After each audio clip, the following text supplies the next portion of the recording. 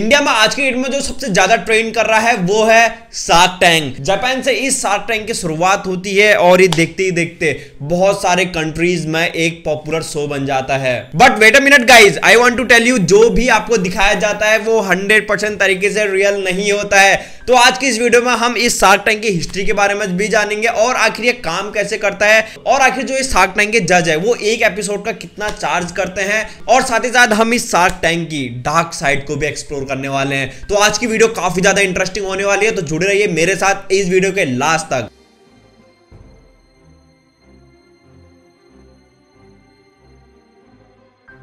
सबसे पहले ये जो शार्क टैंक है इसकी शुरुआत होती है जापान से और सबसे पहले इसका नाम था मनी टाइगर और उसके बाद ये यूके में जाता है और फिर यूएस में जाता है और फिर यूएस इसका नया नामकरण करता है जिसका नाम होता है शार्क टैंक। और यही जो यूएस का शार्क टैंक है ये इंडिया में एंट्री कर लेता है और देखते ही देखते ये एक पॉपुलर शो बन जाता है। अब आप शार्क टैंक की पॉपुलैरिटी का अंदाजा इस बात से लगा सकते हैं कि यूएस में 13 सीजन इसके लॉन्च हो चुके हैं। अब इंडिया में ये जो शार्क टैंक है ये सोनी टीवी द्वारा लॉन्च किया जाता है। अब इसका सीजन 2 आने भी वाला है। अभी जो इंडिया में शार्क टैंक रिलीज हुआ है जो सीजन 1 है उस पर मैं अगर आपको बताऊं तो 62,000 से भी ज्यादा लोगों ने उस शार्क टैंक में जाने के लिए अप्लाई किया था और इन 62,000 में से 198 कंपनीज सेलेक्ट हुई थी और इन 198 कंपनीज में से भी 35 एपिसोड्स ही लॉन्च किए जाते हैं। तो यहां पर मैं आपको एक बिजनेस टिप जरूर देना चाहूंगा। अगर आप ऐसा सोच रहे हो कि जैसे बहुत सारे लोग ऐसे होते हैं जो सिर्फ फेम कमाने के वहां पर आते हैं, पर इसके चांसेस बहुत कम होते हैं क्योंकि 62,000 लोगों में से 198 सेलेक्ट होते हैं और उसमें से भी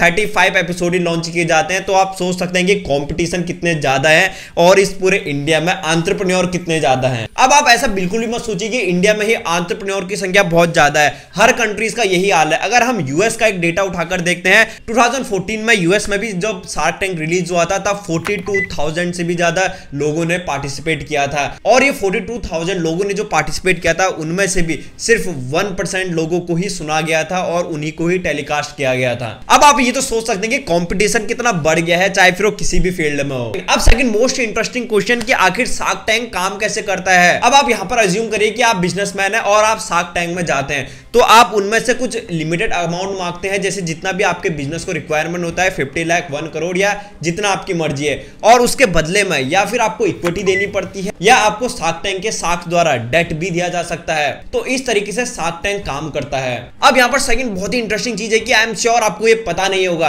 अब जैसे आप किसी भी एंटरप्रेन्योर को देखते हैं तो वो अपना बिजनेस लेके आता है और सिर्फ 10 to 15 मिनट में उसे खत्म कर दिया जाता है, पर मैं आपको बता दूं वो जो एक पिच होती है वो 30 मिनट से लेकर 45 मिनट तक चलती है और उसके बाद उसे एडिट करके इंपॉर्टेंट पार्ट हमें दिखाया जाता है क्योंकि उस बीच में बहुत सारे पेपर वर्क भी होते हैं। तो जिस वजह से अगर वो एडिट करके नहीं डालेंगे तो इससे ऑडियंस बोर होना शुरू हो जाएगी। अब अगला इंटरेस्टिंग फैक्ट है कि आप ऐसा मत सोचिए कि जैसे लाइव टीवी में तो उन्हें बोल दिया कि 50 लाख के बदले हम 10% इक्विटी दे रहे हैं, मतलब ऐसा कुछ जो डील पक्की हो चुकी है, तो आप ऐसा मत सोचिए कि वो परमानेंट की तरह पक्की हो चुकी है। बहुत सारे डील्स ऐसे होते हैं जब वो एपिसोड खत्म होता है या उनकी पिच के बाद बहुत सारे कंटेस्टेंट मना कर देते हैं। ऐसा मैं नहीं कह रहा हूं, ऐसा यूएस के शार्क टैंक के मार्क क्यूबन का कहना है। अब वो लोग सबसे पहले जब शार्क के सामने अपना बिजनेस आइडिया रखते हैं और वो डील पक्की हो जाती है तो उसके बाद भी बहुत सारे एंटरप्रेन्योर ऐसे होते हैं जो लास्ट टाइम पे मना कर देते हैं, मतलब उस एपिसोड के बाद मना कर देते हैं, जो हमें बिल्कुल भी नहीं दिखाया जाता है। अब नेक्स्ट चीज, जो भी वहां पर एंटरप्रेन्योर आते हैं और जो भी वो बात बोलता है कि हमने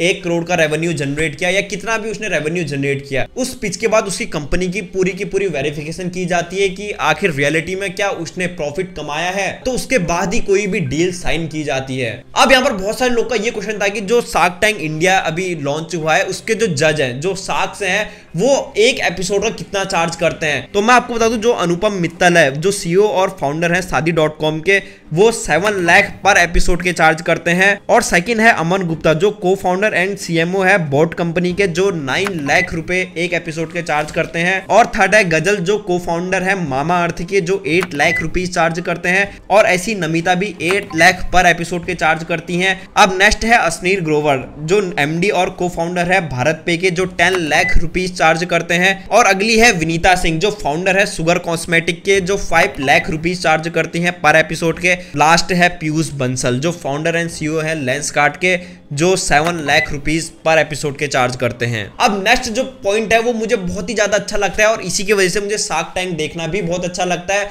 वो है ये स्क्रिप्टेड बिल्कुल भी नहीं होता है। आपने बहुत सारे शोज ऐसे देखे होंगे, बहुत सारे रियलिटी शो देखे होंगे जो पहले से स्क्रिप्टेड रहते हैं, पर मैं आपको बता दूं ये जो शार्क टैंक है ये स्क्रिप्टेड बिल्कुल भी नहीं होता है। जैसे कोई बिजनेसमैन अपना आइडियाज लेके आता है वो डायरेक्ट शार्क के सामने उसे रख देता है। सो आई होप गाइस आपको शार्क टैंक के बारे में ये काम कैसे करता है, कितने लंबी इसकी पिच होती है, कितना हमें दिखाया जाता है, कितने पार्टिसिपेंट इसमें पार्टिसिपेट करते हैं, तो ये सब कुछ आपको पता चल चुका है। सो मिलते हैं ऐसे कुछ इंटरेस्टिंग टॉपिक के साथ, तब तक के लिए थैंक यू सो मच।